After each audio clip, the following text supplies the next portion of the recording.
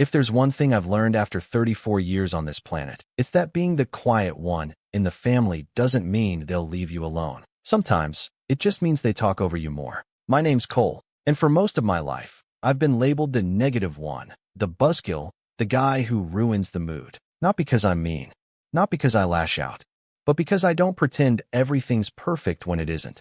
And in my family, that was enough to make me the odd one out.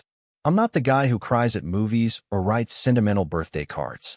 I don't fake laugh at bad jokes or squeal over engagement announcements like they're Nobel Prizes. But I show up. I try. At least, I used to. There's something soul-crushing about spending years being there for people who only see you as a problem to manage. I was the guy who fixed your phone, helped move your couch, lent you money when you forgot your wallet, but one sigh too many, one comment that maybe things weren't as rosy as they looked on the surface, and suddenly I was the toxic energy dragging everyone down. It started small, like it always does.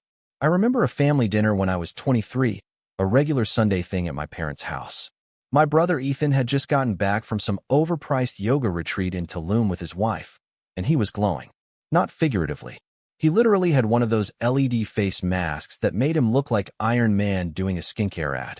Everyone was fawning over his new mindset and energy cleansing and manifesting abundance.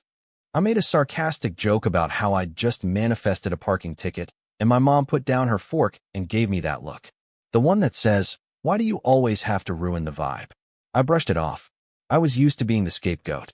But over time, it became a pattern. Group chats would go quiet the second I chimed in. I'd hear about vacations after they happened. Birthdays I used to be invited to became smaller this year, just close family. And anytime I asked about it, I got the same rehearsed response. "We just thought you wouldn't enjoy it, Cole. You're always saying how you don't like crowds/travel/noise/small talk." Which, sure, sometimes I did. But they never asked. They just decided. And it hurt. I tried to adjust. I'd show up to gatherings, force a smile, bite my tongue when my sister Haley made another passive-aggressive remark about my loner lifestyle.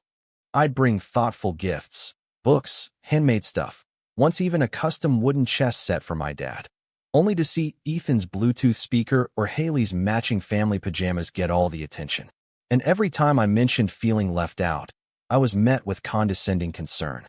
"Maybe you need to work on your mindset," Haley once said, clutching her toddler to her chest like I might infect him with gloom. Negativity is contagious. That one stung.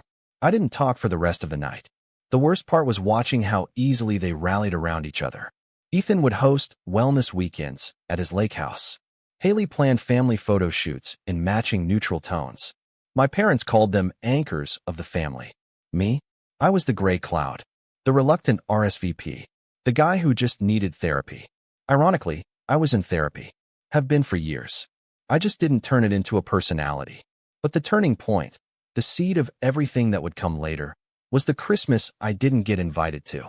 It was 2021. I was living in a modest apartment downtown, nothing fancy, but it was mine. I'd bought a little tree, strung up some lights, even baked cookies using my grandma's old recipe. I texted the family chat to ask what time Christmas dinner was, and no one responded. For hours. Eventually, my dad replied with a dry, "We're doing something smaller this year. Ethan's hosting." No invite. No explanation. That night, I scrolled through Instagram and saw the photos. All of them. Haley's kids in matching sweaters. My parents smiling in front of Ethan's fireplace. Even my cousin Drew, who lived 2 states away, had made it. But not me. I wasn't even in the background of a single picture. I remember just staring at the screen, my mouth open a little, like if I looked long enough, I'd find myself there. Like maybe I was just cropped out. I didn't cry. I didn't rage. I just sat on the couch with a plate of cooling cookies and felt numb. A few days later, Haley posted a reel titled "Grateful Moments," set to soft piano music. She captioned it, "Surround yourself with people who lift you higher, dizzy, no drama. Just love and good energy." And I lost it. Not outwardly, but something inside me broke.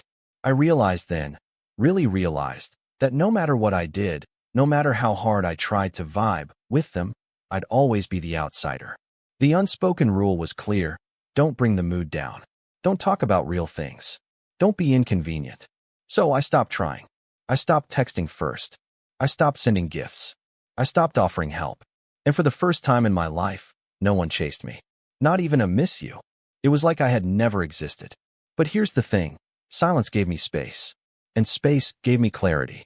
For the first time in years, I started focusing on what I wanted.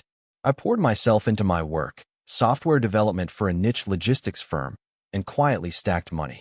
I picked up weekend hiking again. I deleted social media. I stopped waiting for someone to notice me missing. And then, almost 2 years later, I did something no one saw coming. I bought a cabin. A real one. In the mountains, 3 hours out from the city. Full woodwork, stone fireplace, wraparound porch, thick pine trees all around it. No cell reception. No energy circles. Just peace. I paid in full. No loans. No help. Just me and a dream I'd shelved for too long. When the sale closed, I didn't tell anyone. Not because I was hiding, but because no one had earned the right to know. But secrets don't stay buried forever. Especially not when your sister randomly spots you at a hardware store buying 12 gallons of paint and a new generator. I should have known that would lead to questions. I just didn't expect the fallout to come from Ethan. It started with a text. Just 4 words. You bought a cabin? I stared at the screen for a minute before replying. Yep. He waited a few hours, then sent a second message. Wow. Didn't think you were doing that well. Congrats. Which, coming from him, might as well have been an insult. I didn't reply. I didn't think it needed one. Then, a week later, came the real message. The one that kicked off everything. Hey, wanted to ask, any chance my family could use the cabin during winter break? Kids would love it. Just us, promise. You wouldn't even have to be there. Let me know. I stared at it for a long time. Something in me, something old and raw, started to surface. But I kept my face calm. I typed out a reply, then deleted it. Then typed it again. Eventually, I settled on one line. Sorry, it's just for people with good energy. I hit send. He blocked me the next day. But that was just the beginning. If Ethan blocking me was meant to be some kind of punishment, it didn't land. Honestly, it felt like relief.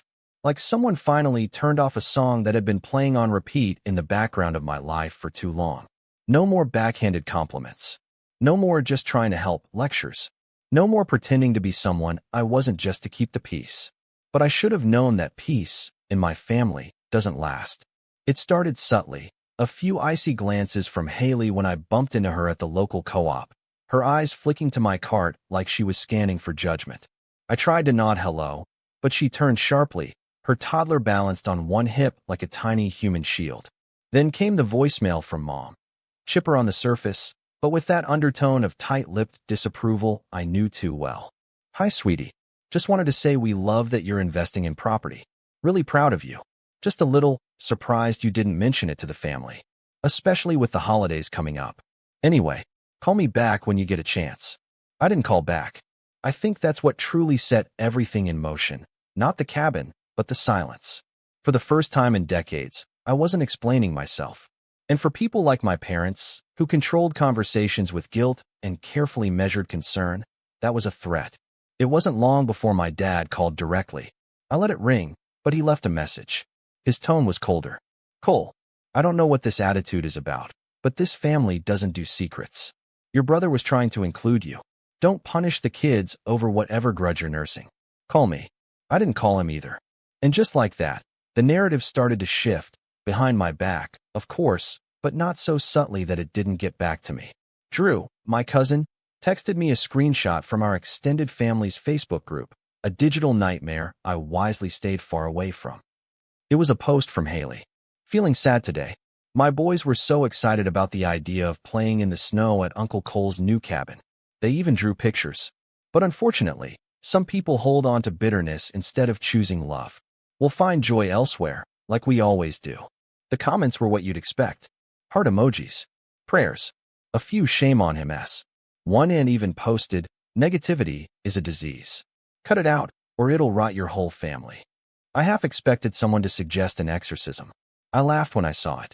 Not because it was funny, but because I couldn't believe how predictable it was. The script hadn't changed in decades. Only now, I wasn't playing the part they'd assigned me.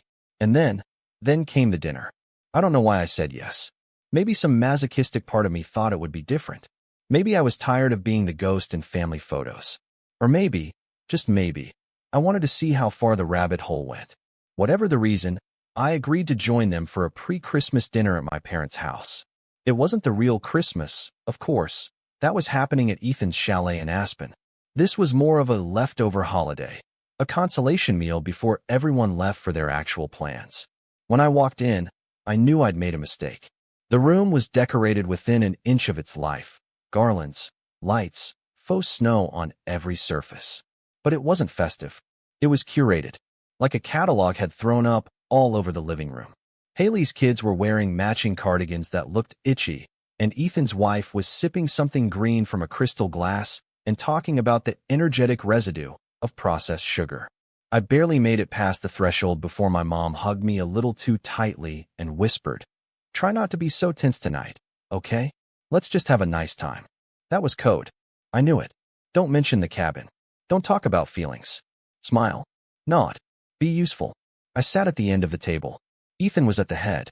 My dad poured wine like he was hosting a diplomatic summit. And then the meal began. The jabs were subtle at first. Haley talking about how hard it was to afford travel with just one income, glancing at me as if my entire existence was some kind of insult. Ethan mentioning how some people find peace through community, not isolation. Even my mom got in on it, asking Ethan, loudly, if he'd brought his famous gluten-free stuffing, because God knows not everyone here knows how to cook. It was like being pecked to death by ducks. But I stayed quiet. I smiled. I passed dishes. I told Haley's daughter I liked her glittery hair clip, even though I could see her mom's eyes narrow when I spoke to her. I didn't rise to it. I didn't push back. Until dessert. We were halfway through some vegan pie abomination when my dad raised a glass and said, "To family, the ones who show up, who support each other, who don't hold grudges." And everyone raised their glasses. Except me. I sat perfectly still. Then I placed my fork down, gently, deliberately, and asked, "Is that really a toast, or just a passive-aggressive performance?" The silence was instant. Like someone had hit mute on the whole room. Ethan cleared his throat. "It's a reminder, Cole. For the kids. That family is about love. Right?" I said, turning to him. "Like how you loved me so much, you asked to use a place you didn't help build, didn't ask nicely for, and blocked me when I said no." His jaw clenched. "I blocked you because you were being petty." I raised an eyebrow. "Petty is asking for access to something you didn't even congratulate me on." Mom jumped in. "Okay, that's enough. We're not doing this here." Haley muttered something under her breath. I didn't catch it, but her husband laughed. That smarmy kind of laugh that always makes you want to throw something. So I stood up. Slowly. My hands were steady, but my heart was hammering. Not with rage. With clarity. "I'm going to go," I said. "Not because I'm angry. Because I'm tired. Tired of pretending this isn't exactly what it looks like." My dad started to speak, but I cut him off. "You didn't invite me to Christmas 2 years in a row. You talk about my energy like I'm a contaminant. You turn my decision, my right, to say no into some kind of moral failure. And now you want to sit here and toast a family." I shook my head. "No thanks." I walked to the door, grabbed my coat. Just as I was reaching for the handle, Ethan spoke up. "You think money makes you better than us now?" I turned. He was standing too, red-faced, his hand still wrapped around his wine glass. "No," I said. "I think boundaries make me free from you." And I left. The fallout started the next day. I didn't hear from anyone, not for days. And when I did, it wasn't direct. It was digital. A new post from Haley. "Sometimes people show their true colors when you say no. We taught our kids that love means sharing. Others taught them love is conditional. Guess who they'll grow up to be?" Again, the comments lit up. Family members I hadn't seen in years weighed in. I was selfish. I was ungrateful. I was emotionally stunted. One uncle wrote, "Shame to see Cole isolate himself. He used to be such a sweet kid." That one hit harder than I expected. Because I was a sweet kid. I just stopped being sweet when sweetness got me trampled. But the real betrayal, the one that snapped something inside me for good, came a few weeks later. I was up at the cabin, finally finishing some insulation work in the back room, when I got an email from a local property rental site. A confirmation for a booking request, submitted under my name. I blinked. Then read it again. It was Ethan's wife's email. She'd tried to book my cabin for a full week over winter break using my old Gmail address, pretending to be me, listing herself as a trusted family friend. I froze. Then I checked the security cam app I'd installed on the front porch. There they were. Ethan, his wife, their 2 kids, standing at the base of my private road, looking up toward the cabin, trying to figure out why the gate wouldn't open. I stared at the footage. My hand tightened around my phone. My pulse was calm, too calm. And in that moment, something inside me shifted. They hadn't just disrespected my boundaries. They'd tried to violate them. That was the moment I knew. This wasn't about being the bigger person anymore. This was about making sure they never tried it again. I didn't call the police. I didn't text Ethan. I didn't march down the hill with a camera in hand ready to film some dramatic confrontation like one of those grainy TikToks where the caption reads, "Entitled brother tries to steal my cabin." No, I stood in my cabin, in complete silence, watching the security footage as Ethan stood at my locked gate in a Patagonia jacket, arms spread like he was the one being wronged. His wife was tapping at her phone, squinting at the keypad like it was malfunctioning, and the kids were already tossing snow at each other, assuming they'd be building snowmen on my porch within the hour. I remember taking a deep breath, and then another, and then I walked over to the fireplace, stirred the logs a little, and sat down with my laptop. Because I wasn't about to just react. I was going to think. See, people like Ethan, and honestly, most of my family, thrive on emotion. That's how they manipulate you. They wait until you explode so they can point at you and say, "See, you're the problem." That had been the pattern my whole life. I'd bottle things up, try to be mature, try to not make a scene, until I couldn't anymore. And when I finally snapped, they got to play the calm ones. The rational ones. The ones just trying to keep the peace. Not this time. This time, I was going to outlast them. But first, I had to deal with what that moment actually felt like. I won't lie, I didn't sleep well that night. My mind kept going in circles. Not just about the trespassing attempt, but everything. The years of being the outcast. The forced smiles at family dinners. The Christmases spent alone. The time I helped Haley's husband land a new job because he'd lost his. And then 3 months later, she posted a meme about how toxic people disguise themselves as helpful. It all came rushing back. And for a little while, just a few days, I broke. I skipped meals. Didn't shower. Just sat with my laptop and stared at old photos I hadn't looked at in years. Ones where I was younger. Softer. Before the lines in my face were formed by gritted teeth. Before I learned to bite my tongue, so often it practically had calluses. There was one picture. Thanksgiving, maybe 2012. I was sitting on the floor, cross-legged, with one of Haley's babies asleep in my lap. Everyone else was at the table. I wasn't even in the group shot. Just off to the side. That's how it always was. I'd been on the edge of my own family for so long. I'd forgotten what it felt like to be at the center of anything. And the worst part? For a moment, I wondered if they were right. If I really was just bitter, negative, cold. I sat with that thought for too long. Until one night, I heard the snow hit the windows in slow, rhythmic waves, thick, heavy flakes blanketing everything. And I stood up, walked outside barefoot, and just stood in it. The cold slapped me awake. The wind bit through my skin. But for some reason, I started laughing.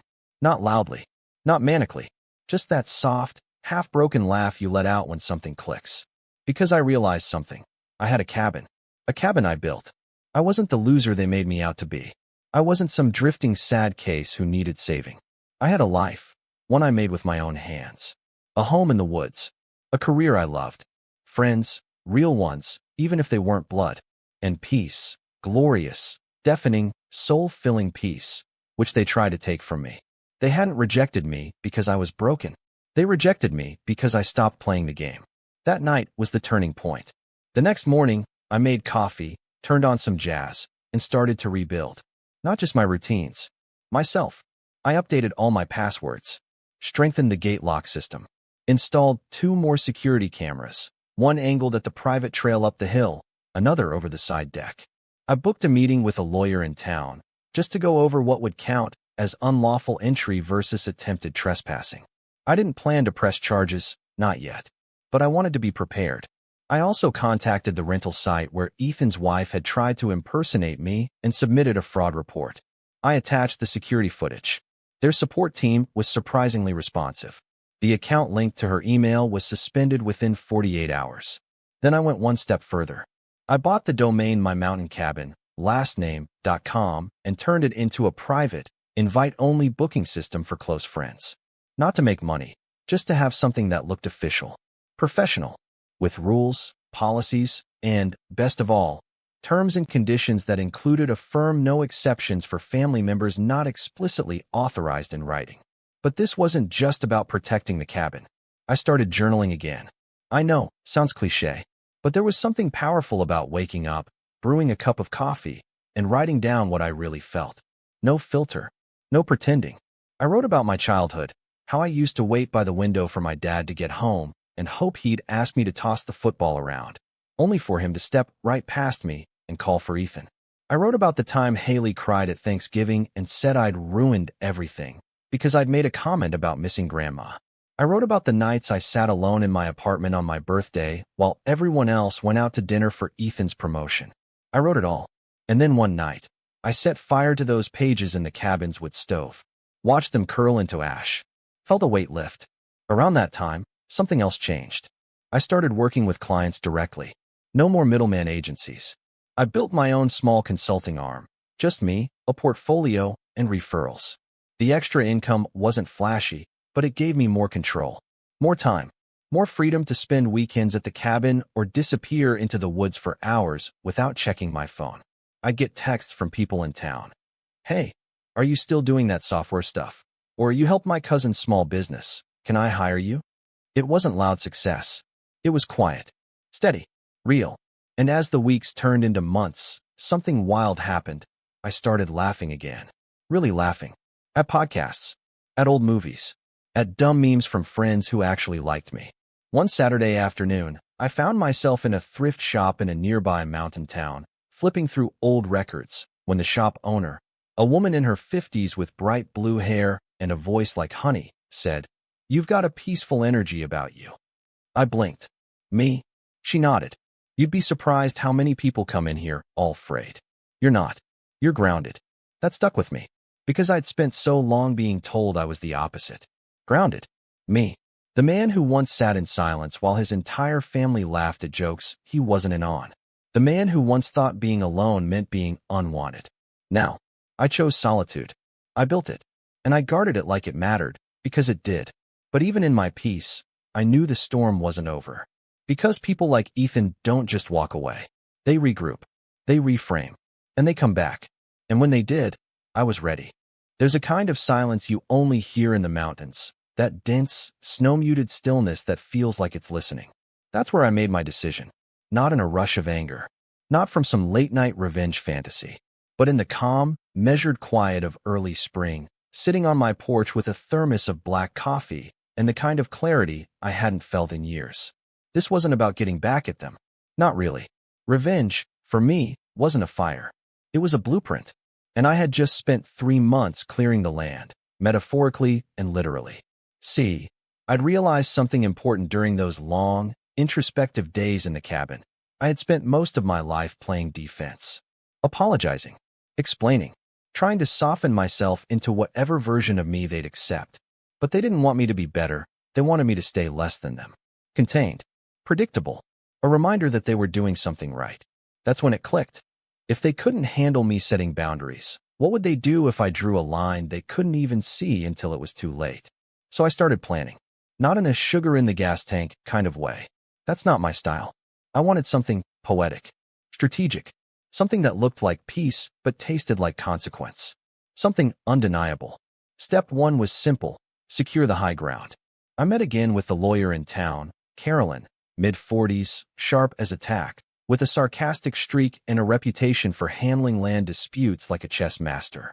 I laid out the situation, the attempted impersonation, the trespassing, the history of family conflict, and my growing concerns about future boundary violations. She nodded through it all, not blinking once. When I finished, she leaned back and said, "So, you want to build a legal wall before they try to climb back in?" "Exactly," I said. "Then let's start with a trust." She walked me through it. A private property trust, with the cabin and its land as the primary asset. But more importantly, she helped me create a list of usage clauses so ironclad they could have been carved into bedrock. No family member access without notarized approval. No temporary stays without my presence. No events, no third-party rentals, no circumvention through shell accounts. Add a clause that voids access for anyone who's ever tried to impersonate me. I added. She smirked. Personal touch. I like it. Within 3 weeks, the trust was done. The cabin's official ownership now passed through a web of paperwork that even the savviest suburban schemer couldn't unravel. Step 2. Take control of the narrative. I'd stayed quiet for years. Let them talk. Let them spin stories about my negativity, my emotional distance, my failure to stay connected. And people believed them because I let them. But silence is a weapon, especially when you break it on your terms. So I did something subtle. I posted a photo. Just one. Me, standing in front of the cabin, holding the deed folder, trust document concealed, smiling in the snow with a caption that read, "Built this with my own 2 hands, my own money, and my own peace." No loans. No handouts. Just focus. That was it. No hashtags. No tags. No bait. But the impact was immediate. Haley liked the post within minutes, and then unliked it an hour later. Ethan's wife viewed my story for the first time in months. Then again. A mutual cousin messaged me. "Wait, did you build that?" I didn't reply. I didn't have to. The photo said everything. You excluded me. You mocked me. And I still won. But it wasn't about flexing. It was about planting seeds. Because the next part of the plan needed one key ingredient: temptation.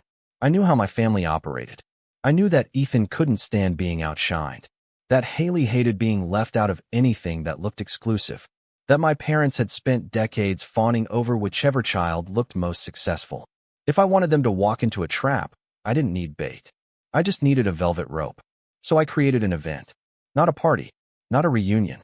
Something aspirational. I called it the Mountain Reset Weekend. I bought a simple domain.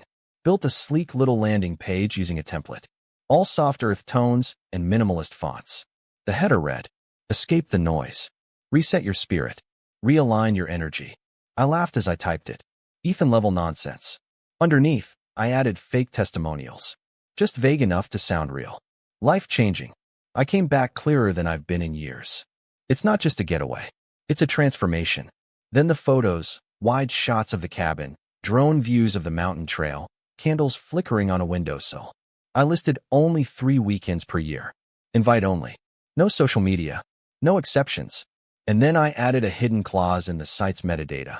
Any attempts to submit the inquire form from an IP address associated with previous attempted impersonation would be logged, but not acknowledged.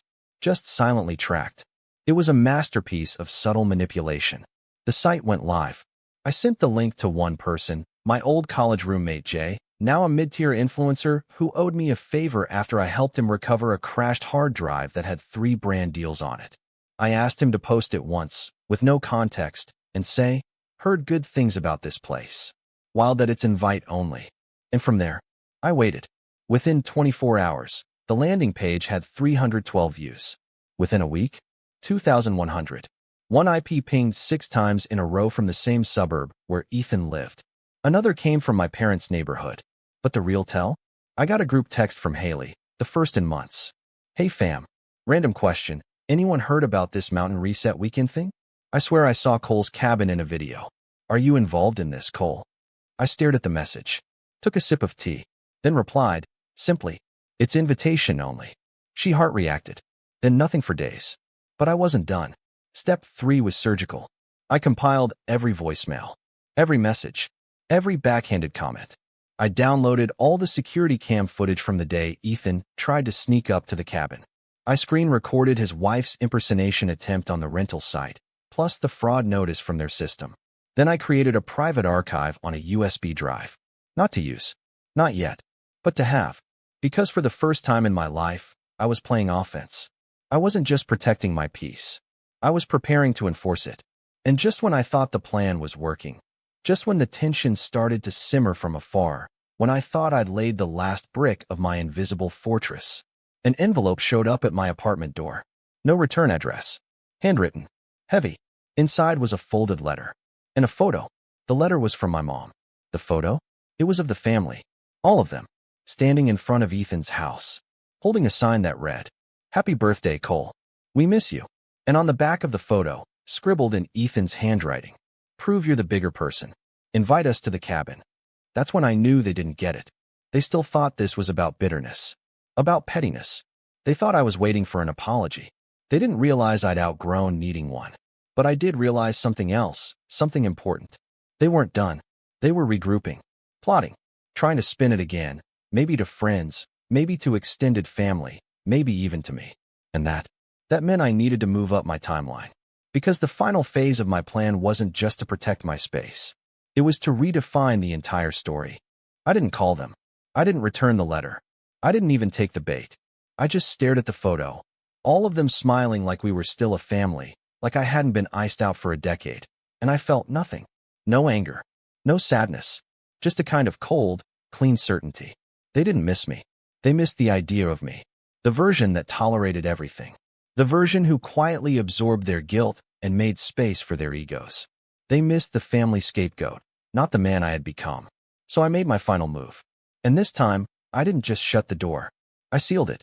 The idea came to me that night, as I sat by the fireplace and flipped through my journal. A line I had written weeks earlier jumped out at me.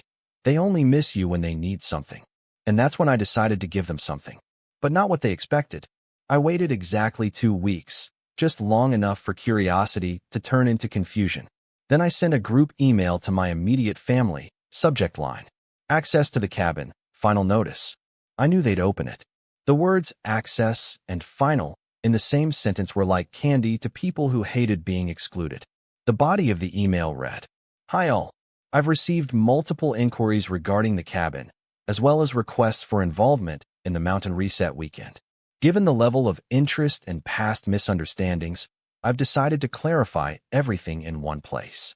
As of today, the property is legally housed under a trust with explicit clauses regarding access.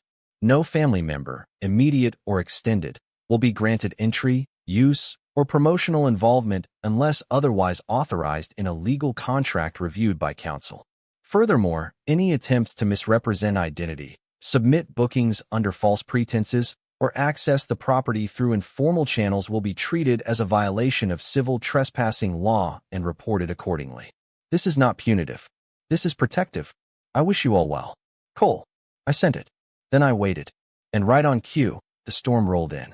First came the passive-aggressive replies. "Haley, wow. Okay. Didn't realize we needed a lawyer to spend time with our brother. My mother. We always wanted you to feel included, honey. But this tone is really disappointing. My father, ever the diplomat. Don't make permanent decisions based on temporary feelings. You're better than this." And Ethan? He didn't reply. He just posted a vague Instagram story of him sipping wine on his deck with the caption, "Energy always reveals character." That one made me laugh out loud. Because while they were still stuck in optics, I was about to move into action. The first domino fell quietly. I mailed a package to Carolyn, my lawyer, with all the documents I'd compiled, screenshots, voicemails, impersonation attempts, the cabin security footage, and a notarized affidavit outlining the timeline of events. She'd already prepped the trust to be airtight, but this gave her something extra. A formal cease and desist letter addressed jointly to Ethan and his wife, citing impersonation and attempted fraud, wrapped in the velvet language of protecting our client's right to property and privacy. It wasn't a lawsuit. Not yet. But it was enough to scare them. 2 days later, I got a flurry of texts from Haley. "Cole, what the hell is this letter Ethan got? Are you seriously trying to sue us? What happened to family?" I didn't reply. She followed up again. "Please don't do this. It was a mistake. You're being cruel." "No, I thought. I was being clear." And then I played my ace. Remember that USB archive I created? I had one more plan for it. I didn't want to go scorched earth, but I wanted the truth out there. And not just to my family. To the people who'd quietly taken their side, who'd nodded along at holidays when I wasn't there, who'd told mutual friends that I distanced myself because I was sensitive. So I reached out to my cousin Drew. Drew and I hadn't been close, but he was fair, neutral. He worked in digital media and had always been a little removed from the main family drama. We caught up occasionally, and he'd been the one to send me that Facebook screenshot of Haley's smear post months ago. So I called him. "Hey Drew," I said, "I want to show you something. Off the record." He hesitated. "This about the cabin stuff?" "Sort of, but it's bigger than that." I sent him a zip file with a sanitized version of the archive, redacted personal data, no legal threats, just the facts. The texts, the footage, the impersonation, the timeline. He went quiet for a full minute. Then he said, Jesus, man, they really did this. I just said, people don't believe stories until they see them. Drew asked if he could write a piece for his blog, a long-form post about family estrangement, boundaries, and what it looks like when you finally stand up to the golden children. I said yes. He published it under the title, When the Negative One Walks Away, The Hidden Story of Family Scapegoats. It didn't name names, but everyone in the family knew. The post got traction, not viral, but real. And slowly, quietly, people started reaching out to me. An uncle I hadn't spoken to in years messaged. Didn't know half of that. Sorry I never asked your side.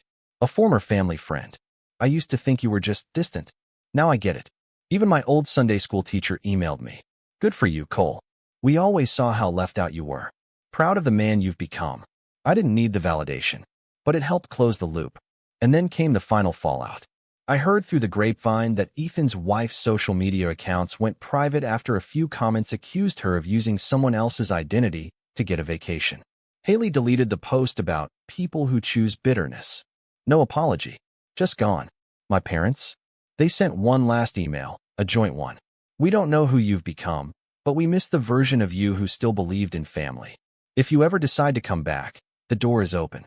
Until then, we'll be here. I didn't reply. Instead, I printed it, folded it, tucked it into the wall of the cabin behind a support beam. A reminder, that version of me, he's not coming back. Last week, I hosted my first real mountain reset weekend. Just 4 people, all close friends. We hiked. We cooked over fire. We journaled in silence. We shared stories under starlight. Not one person asked for Wi-Fi.